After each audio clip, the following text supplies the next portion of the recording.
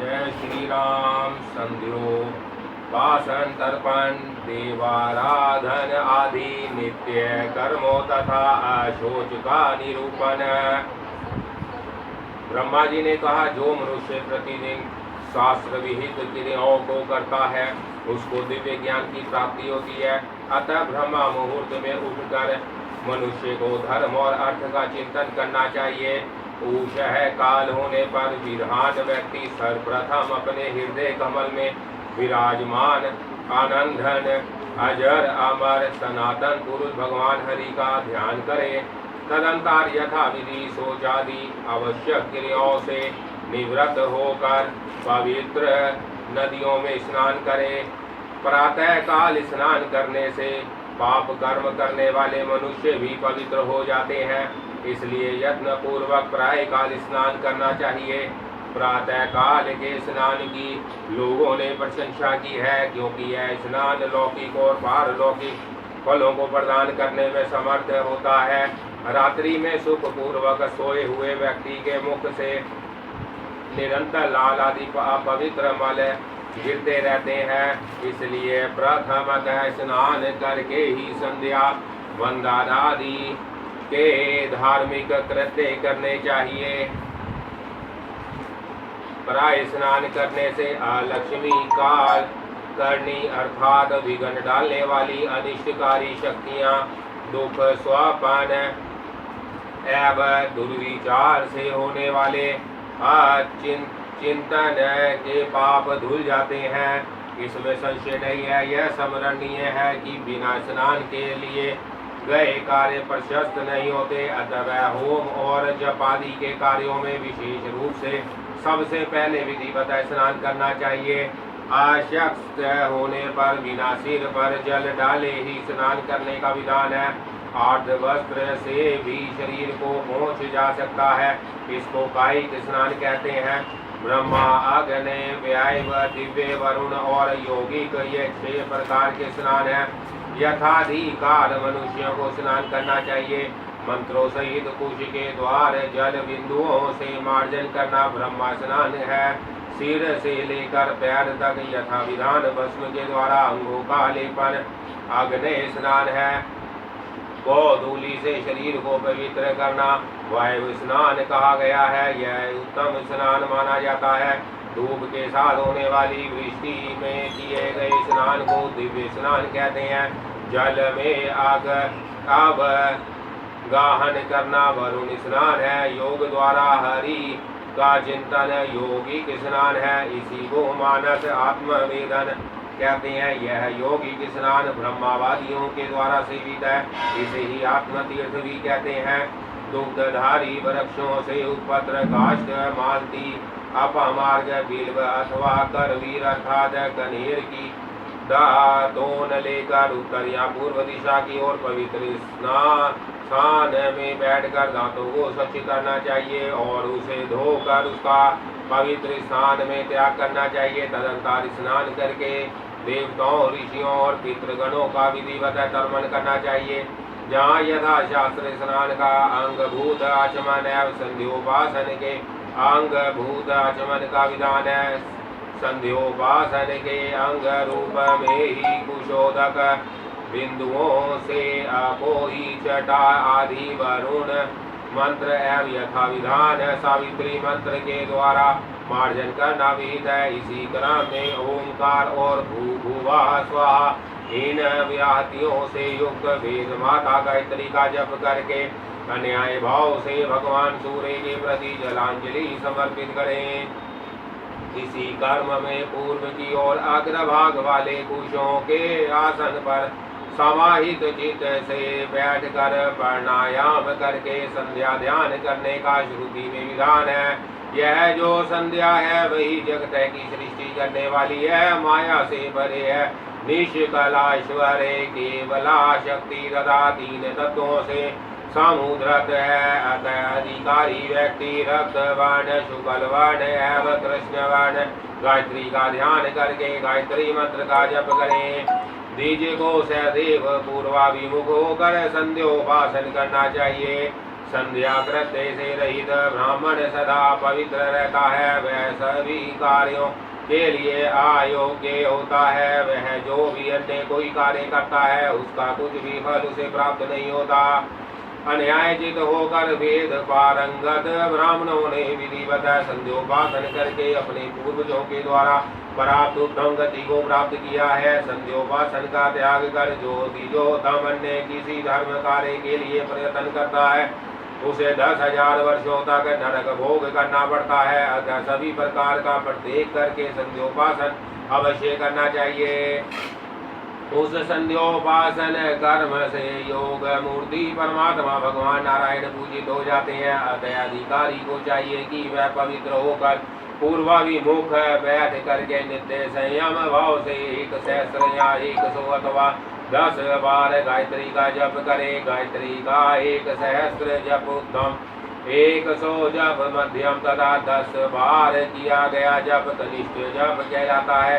एकाग्रचित होकर उदय होते हुए भगवान भास्कर का उपस्थ स्थान करें। ऋग्वेद यजुर्वेद तथा सामवेद में आए हुए विविध सौर मंत्रों से देवादिदेव महायोगेश्वर भगवान दिवाकर का उपस्थान करके पृथ्वी पर मस्तक टेककर इस मंत्र से प्रणाम करें। ओम खगोल काय शांताय कारण त्रय हेतवे निवेदयामि चातमान नमस्ते ज्ञान रूपिणे तवमेव ब्रह्मा परममापो ज्योति रजो अमृतम भूभुवः सव सतव मोकर सर्वो रुद्र सनातन। शांत स्वरूप भगवान भास्कर आप सृष्टि स्थिति और संहार इन तीनों कारणों के कारण है। आप ज्ञान स्वरूप हैं, मैं आपको आत्म निवेदन करता हूँ। आप ही पर ब्रह्मा है, आप ही ज्योति स्वरूप है, आप सब रूप रस रूप तथा अमृत स्वरूप है। भूभुवा स्वाहा यह तीनों आप ही है और आप ही ओमकार रूप सर्व स्वरूप रुद्र तथा विनाशी है। आपको नमस्कार है। इस उत्तम आदित्य हृदय स्तोत्र का जप करके भगवान दिवाकर को प्राय और मध्य वे नमस्कार करना चाहिए। इसके पश्चात घरे कहा करके ब्राह्मण पुनः विधिवत आचमन करे। तदंतर उसे अग्नि को प्रज्वलित करके विधिवत भगवान अग्निदेव को आहुति प्रदान करनी चाहिए। मुख्य अधिकारी की अशक्वस्था में उसकी आज्ञा प्राप्त करके ऋषि द्विज पुत्र तथा पत्नी शिष्या या सहोदर भ्राता भी हवन करे। मंत्राविहीन एवं विधि की उपेक्षा करके किया गया कोई भी कर्म इस लोक या परलोक में फल देने वाला नहीं होता। तदंतर देवताओं को नमस्कार करके पाद चंदन सुगंधित पदार्थों का अनुलेपन वस्त्र पूजा के उपचारों को निवेदन कर गुरु का पूजन करे और उनके हित साधन में लग जाए। तत्पश्चात प्रयत्न पूर्वक यथाशक्ति द्विज को वेदाभ्यास करना चाहिए और उसके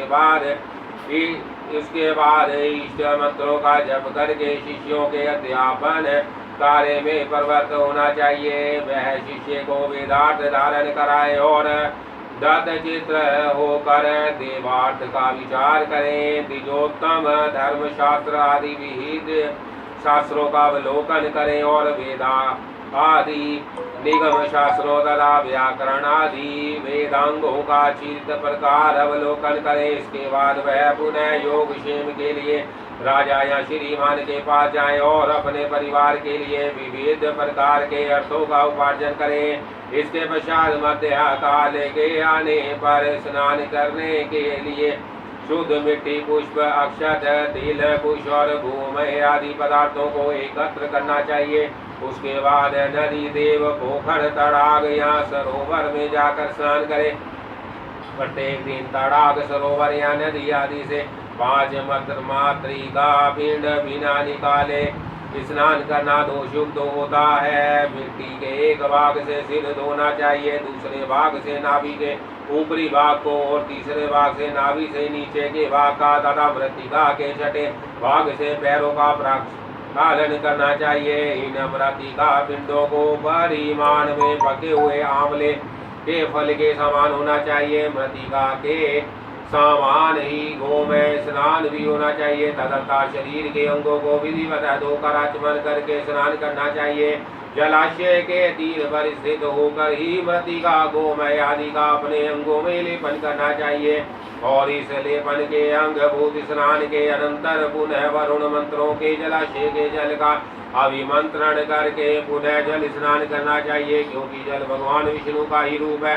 यह स्नान की प्रक्रिया प्रणव स्वरूप भगवान सूर्य का दर्शन कर जलाशय में 3 बार निमज्जन से पूरी होती है। तदंतर स्नानांग आचमन करके नीचे लिखे मंत्र से आचमन करे। अंतश्ररथि भूतेषु गुहाया विशतो मुखः तवः यज्ञ सत्वः कार आपो ज्योतिरसो अमृतम। जय श्री राम।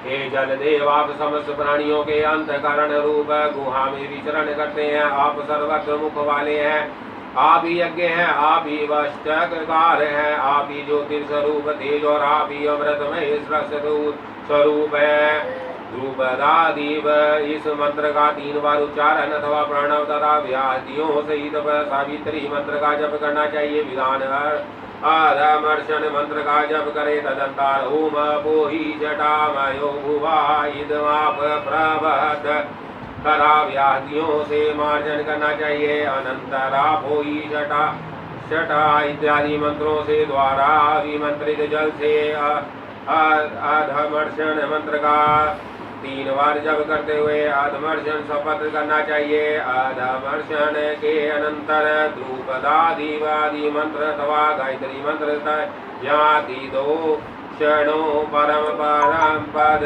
आदि मंत्र अथवा प्रणव की आवर्ती करनी चाहिए और देवादिदेव श्री हरि का स्मरण करना चाहिए। जिस जल को हाथ में लेकर अधर्मर्शन क्रिया एवं मार्जन की क्रिया संपत्र की जाती है, उस जल को अपने सिर पर धारण करने से सभी प्रकार के पातकों से मुक्ति मिलती है।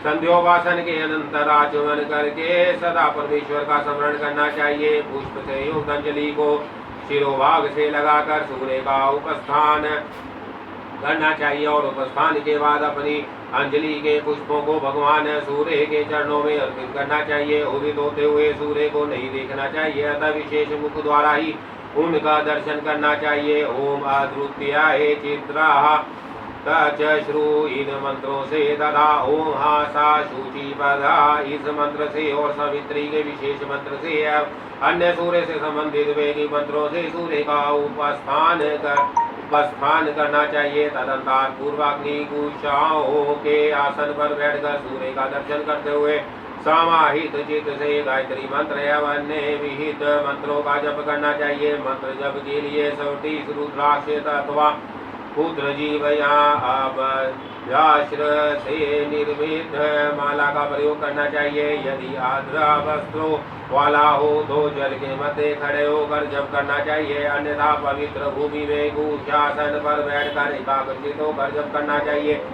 जप के पश्चात प्रदक्षिणा कर भूमि पर दंडवत नमस्कार करना चाहिए। तदंतर आचमन करके यथाशक्ति अपनी शाखा के अनुसार स्वाध्याय करे। उसके बाद देवों ऋषियों और पितरों का तर्पण करना चाहिए। मंत्रों के आरंभ में ओमकार का और अंत में नमः का प्रयोग कर प्रत्येक देव ऋषि और पितर का तर्पण कर रहा हूँ ऐसा कहकर तर्पण करे। देवताओं और मरीच्यादि ब्रह्म ऋषियों का तर्पण अक्षत और जल के साथ करना चाहिए। पितृगणों देवों और मुनियों के लिए अपने शाखा सूत्र के विधान में भक्ति पूर्वक तर्पण करे। तर्पण जलांजलियों के द्वारा करे। देवताओं का तर्पण यज्ञोपवीति अर्थात सवे होकर देव तीर्थ से करे और विधि होकर ऋषियों का ऋषि तीर्थ से तथा प्राचीना विधि अर्थात आप सव्य होकर पितृ तीर्थ से पितरों का तर्पण करे। तदंतर हे हर स्नान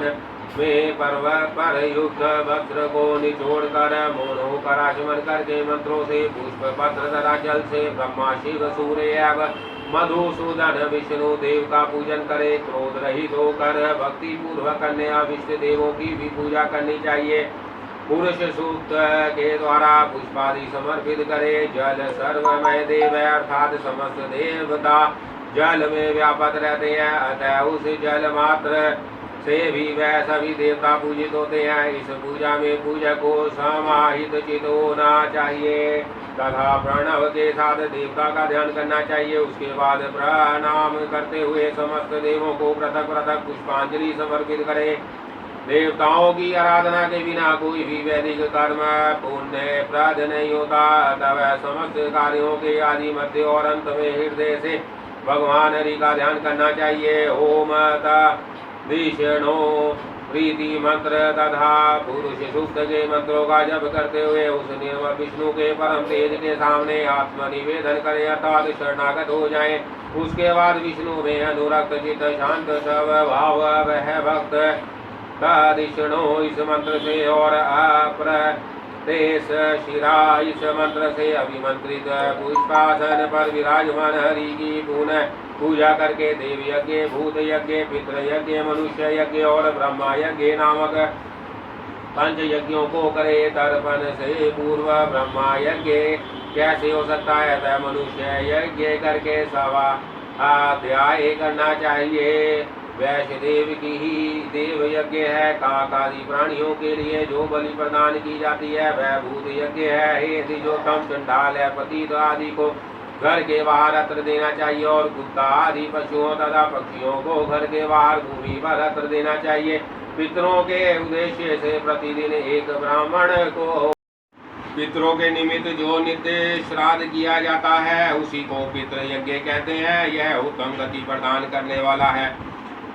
अथवा समाहित चित होकर यथाशक्ति कुछ कच्चा अत्र निकाल कर वैदिक तत्व वेद विधान ब्राह्मण को प्रदान करें। प्रतिदिन अतिथि सत्कार करना चाहिए। घर पर आए हुए शांत स्वभाव द्विज को मन और वचन से स्वागत पूर्वक नमस्कार करें तथा उनका अर्चन करें। 1 ग्रास परिमाण मात्र अत्र को भिक्षा कहा गया है। उसका जो 4 गुना अत्र है उसको पुष्कल तथा उस पुष्कल के 4 गुना अत्र को हंतकार भिक्षा कहते हैं। वो दोहन मात्र काल तक अतिथि के आगमन की प्रतीक्षा स्वयं करनी चाहिए। आए हुए अभ्यागत का सत्कार यथाशक्ति करना चाहिए। ब्रह्मचारी भिक्षु को विधिवत भिक्षा देनी चाहिए। लोभ से रहित होकर याचकों को अत्र प्रदान करें। तत्पश्चात अपने बंधुओं के साथ मौन होकर अत्र की निंदा न करते हुए भोजन करें। हे द्विज श्रेष्ठ, जो देव यज्ञ आदि 5 यज्ञों को बिना किए भोजन करते हैं वह मूढ़तम तिर्यक योनि में जाते हैं। यथाशक्ति प्रतिदिन किए जाने वाले वेदाभ्यास के साथ 5 महायज्ञ एवं देवता अर्चन शीघ्र ही सभी पापों को नष्ट कर देते हैं। जो मोहवश अथवा लस्य के कारण बिना देव अर्चन किए ही भोजन करता है उसे नाना प्रकार के कष्टदायक नरकों में जाकर सुकूर की योनि में जन्म ग्रहण करना पड़ता है। अब मैं अशोच का संयंक प्रकार से वर्णन करता हूँ जो अपवित्र है वह सदा पातकी है। अपवित्र व्यक्तियों के मैं अशोच का संयमक प्रकार से वर्णन करता हूँ जो अपवित्र है वह सदा पातकी है। अपवित्र व्यक्तियों के संसर्ग से अशोच होता है और उनके संसर्ग का परित्याग कर देने से शरीर अपवित्र हो जाता है। हे द्विजोत्तम, सभी विधान ब्राह्मण 10 दिनों का शोच मानते हैं। यह शोच मृत्यु अथवा जन्म दोनों में होता है। दांत निकालने के पूर्व तक बालक की मृत्यु होने पर साध स्नान करने से या शोच की निवृत्ति हो जाती है। उसके बाद चूड़ा संस्कार पर्यंत बालक की मृत्यु होने पर 1 रात्रि शोच होता है। उपनयन संस्कार के पूर्व तक बालक की मृत्यु होने पर 3 रात्रियों का शोच होता है। उपनयन संस्कार के बाद किसी का मरण होने पर यथा विधान 10 रात्रि का शोच ब्राह्मणों को होता है। क्षत्रिय बराह 12 दिनों में, वैश्या 15 दिनों में तथा शूद्र 1 मास में शूद्र होता है, क्योंकि इनको यथाक्रम 12 दिन का, 15 दिन का एवं 1 मास का शोच होता है। सन्यासियों को अशोच नहीं लगता। गर्भस्राव होने पर गर्भा मास के अनुसार जितने मास का गर्भ हो उतनी रात्रि का शोच होता है। जय श्री राम। दान धर्म निरूपण विविध देवताओं। दान धर्म का निरूपण है विविध देवताओं की उपासना। ब्रह्मा जी ने कहा, अब मैं सर्वोत्तम दान धर्म के विषय में कह रहा हूँ।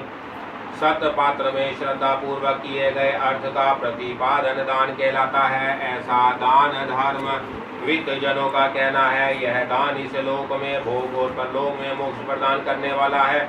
मनुष्यों को चाहिए कि वह न्याय पूर्वक ही अर्थ का उपार्जन करे, क्योंकि न्याय से उपार्जित अर्थ का ही दान भोग सफल होता है।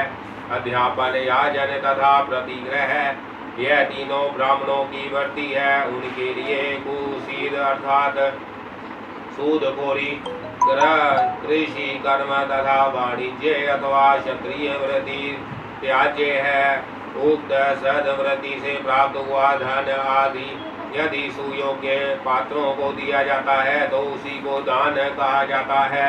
यह नित्य, नैमित्तिक, काम्य और विमल 4 प्रकार का कहा गया है।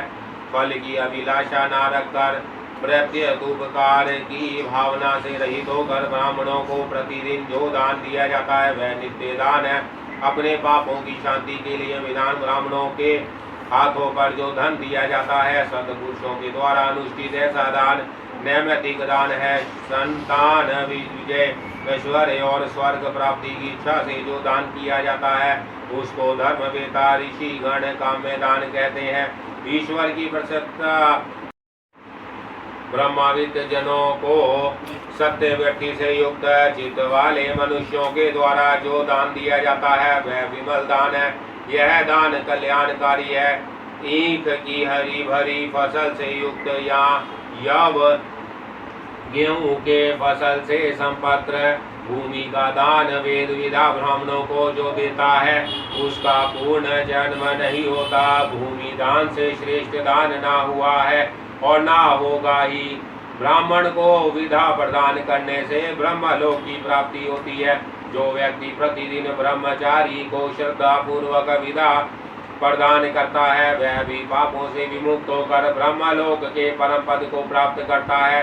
वैशाख मास की पूर्णिमा तिथि को उपवास रखकर जो व्यक्ति 5 या 7 ब्राह्मणों को ही विधिवता पूजा करके उन्हें मधु, तिल और द्रक्त से युक्त करता है तथा उनकी गंधारी से भली प्रकार पूजा करके उनसे यह कहलवाता है या स्वयं कहता है, प्रियता धर्म राजेतित तथा मनसी व्रतते। ऐसा कहने पर उसके जन्म भर किए गए समस्त पाप उसी क्षण विनष्ट हो जाते हैं। जो व्यक्ति स्वर्ण, मधु एवं घी के साथ तिलों को कृष्ण मरग चर्म में रख कर ब्राह्मण को देता है वह सभी प्रकार के पापों से मुक्त हो जाता है। वैशाख मास के द्रक्त, अत्र और जल का दान करने से भी विशेष फल प्राप्त होता है। अतः उस मास में धर्मराज को उद्देश्य करके द्रक्त, अत्र और जल का दान ब्राह्मणों के लिए अवश्य करना चाहिए। ऐसा करने से सभी प्रकार के भय से मुक्ति हो जाती है। द्वादशी तिथि में स्वयं उपवास रखकर पापों का विनाश करने वाले भगवान विष्णु की पूजा करनी चाहिए। ऐसा करने से निश्चय ही मनुष्यों के सभी पाप नष्ट हो जाते हैं। जो मनुष्य जिस देवता की पूजा करने के लिए इच्छा करता है उसकी पूजा वह अपने इष्ट को प्राप्त करने के लिए उस देव की प्रतिमूर्ति जानकर प्रयत्न पूर्वक ब्राह्मणों की पूजा करके उन्हें भोजन भी कराएं। साथ ही सौभाग्यवती स्त्रियां तथा अन्य देवों को भी पूजन भोजन आदि के द्वारा संतुष्ट करें। संतान प्राप्ति के इच्छुक व्यक्ति को इंद्र देव का पूजन करना चाहिए। ब्रह्मा वर्चस्व की कामना करने वाला व्यक्ति ब्रह्म रूप में ब्राह्मणों को स्वीकार करके उनकी पूजा करे। आरोग्य की इच्छा वाला मनुष्य सूर्य की तरह, धन चाहने वाला मनुष्य अग्नि की पूजा करे।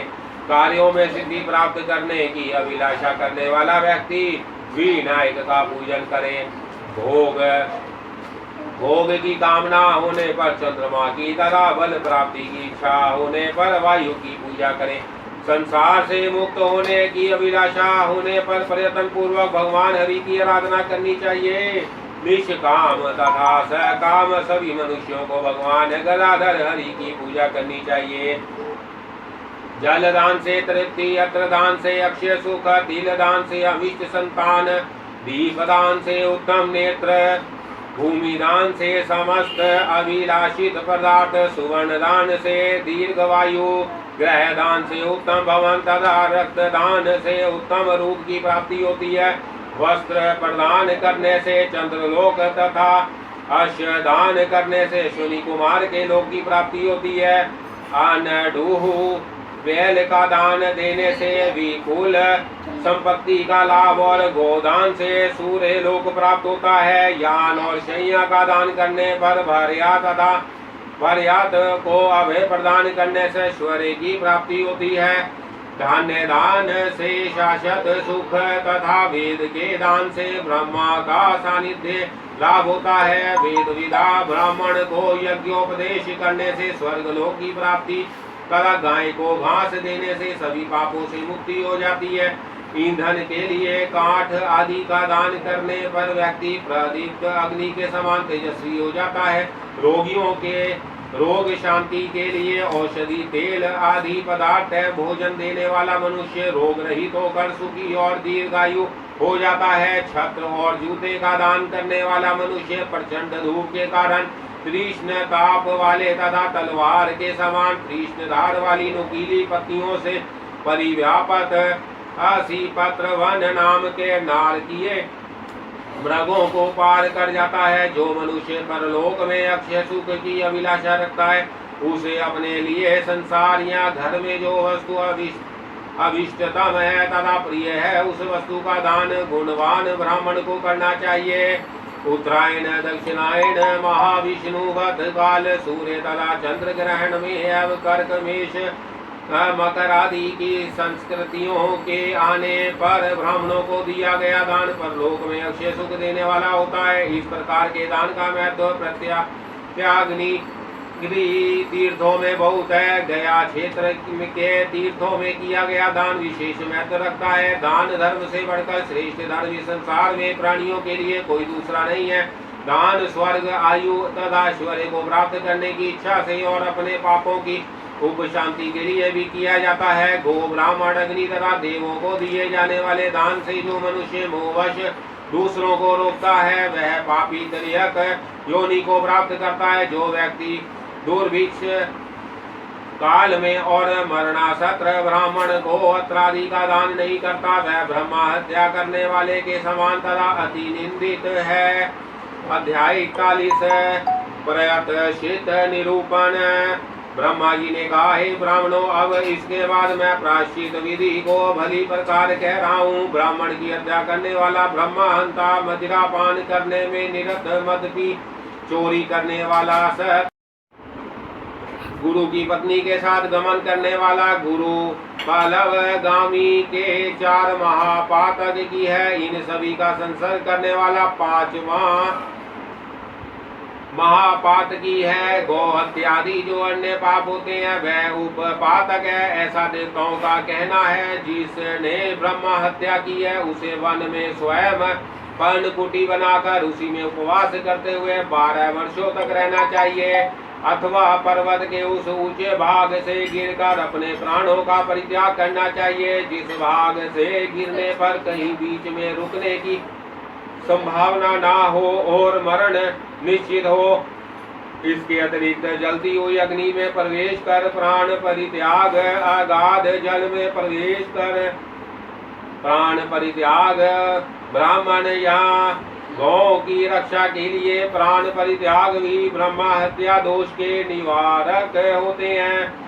इतना अवश्य ध्यान में रखना है कि ब्रह्मा हत्या के दोष निवारण के लिए प्राण परित्याग के जो साधन बताए गए हैं उनको करने के पहले यथाशक्ति विधान ब्राह्मण को अत्र दान करना अनिवार्य है। अश्वमेध यज्ञ के अंत में होने वाले अवाव्रत स्नान से ब्रह्मा हत्या के पाप से मुक्ति प्राप्त हो जाती है। वेद विदा ब्राह्मण को सर्व दान करने से ब्रह्मा हत्या जनित पाप का नाश हो जाता है। सरस्वती गंगा तथा यमुना इन नदियों के पवित्र संगम पर 3 रात्रियों तक उपवास रख करके प्रतिदिन तीनों कालों में स्नान करके भी द्विज ब्रह्मा हत्या के पापों से मुक्त हो जाता है। सेतु बंध रामेश्वरम में स्नान करके ब्रह्म हत्या के पाप से मुक्ति हो जाती है। मद भी तेज अग्निवर्ण के सदृश्य खोलती हुई मदरा अथवा दूध धरत या गोमूत्र का पान करके तजनित पाप से मुक्ति प्राप्त कर लेता है। सुवर्ण की चोरी करने वाला राजाओं के द्वारा दंड रूप में मूसल प्रहार से पाप मुक्त हो जाता है। अथवा क्षीण वस्त्र धारण करके वन में ब्रह्म हत्या नाशक प्रायश्चित व्रत को करने से पाप मुक्त हो जाता है। काम से मोहित ब्राह्मण यदि अपने गुरु की पत्नी के पास जाता है तो उसे इस गुरु पत्नी गमन रूप पाप से मुक्त होने के लिए जलती हुई तपती हुई लोहे निर्मित स्त्री का सर्वांग अग्नि आलिंगन करना चाहिए। अथवा ब्रह्म हत्या के पाप से मुक्ति के लिए जो व्रत विहित है उस व्रत का अनुष्ठान करना चाहिए। 4 या 5 चंद्रायन व्रत करने से भी गुरु पत्नी गमन जनित पाप से मुक्ति हो जा सकती है।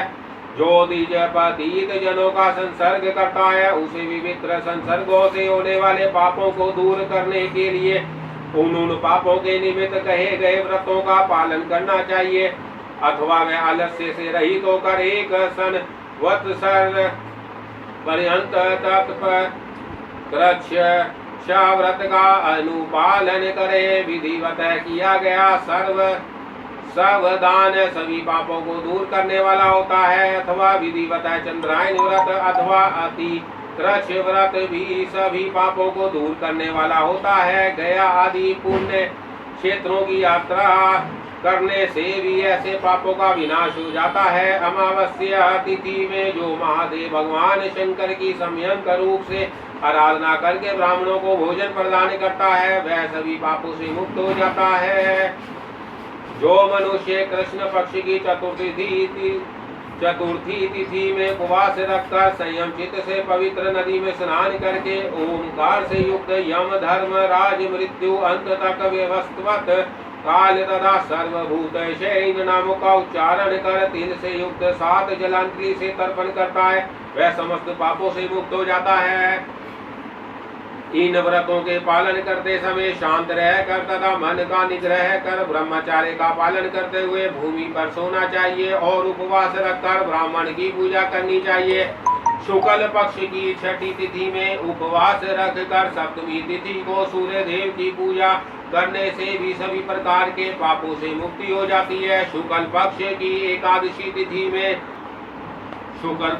एकादशी तिथि में निराहार रहकर जो द्वादशी तिथि में जनार्दन भगवान विष्णु की पूजा करता है वह समस्त महापापों से मुक्त हो जाता है।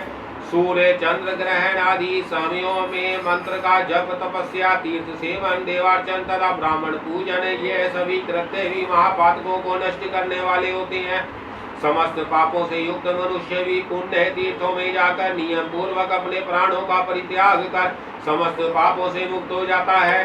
पतिव्रता नारी पति के देहावसान के बाद पति का वियोग असह्य होने के कारण पति धर्म के अनुसार पति के शरीर के साथ शास्त्रीय विधि का पालन करते हुए अग्नि में प्रवेश करती है तो ब्रह्म हत्या कृतधनता आदि बड़े बड़े पापों से दूषित भी अपने पति का उद्धार कर देती है। जो स्त्री पतिव्रता है अपने पति की सेवा सुसूक्ष्म में दत्तचित रहती है उसको इस लोक तथा परलोक में कोई पाप नहीं लगता। वह वैसे ही निर्दोष रहती है जैसे दशरथ पुत्र श्री राम जी की पत्नी जगदाख्यात भगवती सीता देवी लंका में रहकर भी निर्दोष रही तथा उन्होंने राक्षस राज रावण पर विजय प्राप्त की।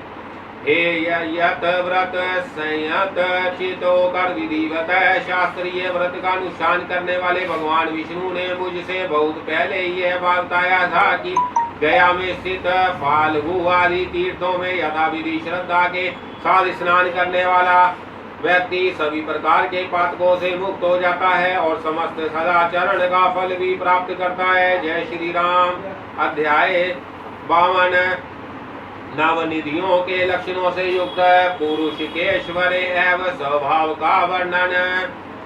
सूत जी ने कहा भगवान विष्णु से अष्टनिधियों के विषय में सुनकर ब्रह्मा जी ने उनका ब्रह्मा जी ने उनका वर्णन इस प्रकार किया था कि पाद, महापाद, मकर, कच्छप, मुकुंद, कुंद, नील और शंख नाम की अष्ट निधियां है। नवी निधि मिश्र कहलाती है। अब मैं उनके स्वरूप का वर्णन करता हूँ।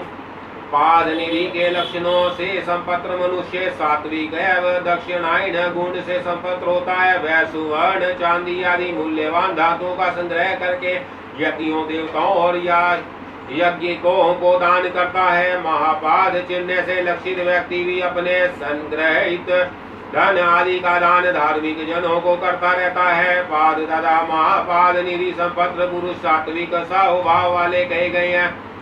मकर निधि के चिन्ह से चिहित मनुष्य खड़ग, बाण एवं कुंत आदि अस्त्रों का संग्रह करने वाला होता है। वह नित्य क्षत्रिय ब्राह्मणों को दान देता है और राजाओं के साथ उसकी सदैव मित्रता बनी रहती है। द्रव्य आदि का आहरण करने के लिए वह शत्रुओं का विनाश करता है और युद्ध के लिए सदा तत्पर रहता है। कच्छप निधि लक्षित व्यक्ति तामस गुण वाले होते हैं। कच्छप चिन्ह से युक्त व्यक्ति किसी पर विश्वास नहीं करता। वह ना अपनी संपत्ति का स्वयं उपभोग करता है और ना तो उसमें से वह किसी को कुछ देता ही है। वह एकांत में जाकर अपनी संपूर्ण संपत्ति को पृथ्वी में गाड़ कर छिपा देता है। उसकी संपत्ति एक पीढ़ी तक रहती है। मुकुंद निधि के चिन्ह से अंकित पुरुष रजोगुण संपन्न होता है। वह राज्य संग्रह में लगा रहता है। वह भोगों का उपभोग करते हुए गायक और वैश्या आदि को धन देता है। नंद निधि से युक्त व्यक्ति राजस और तामस गुणों वाला होता है। वही कुल का आधार बनता है। वही स्तुति करने पर प्रसन्न होता है तथा बहुत सी स्त्रियों का पति होता है। पूर्व काल में मित्रों में उसकी प्रीति स्थिर होती है और वह अन्य नए मित्रों के साथ प्रेम करने लगता है। नील निधि के चिन्ह से सुशोभित मानव सात्विक तेज से संयुक्त होता है। वह वस्त्र, धन आदि का संग्रह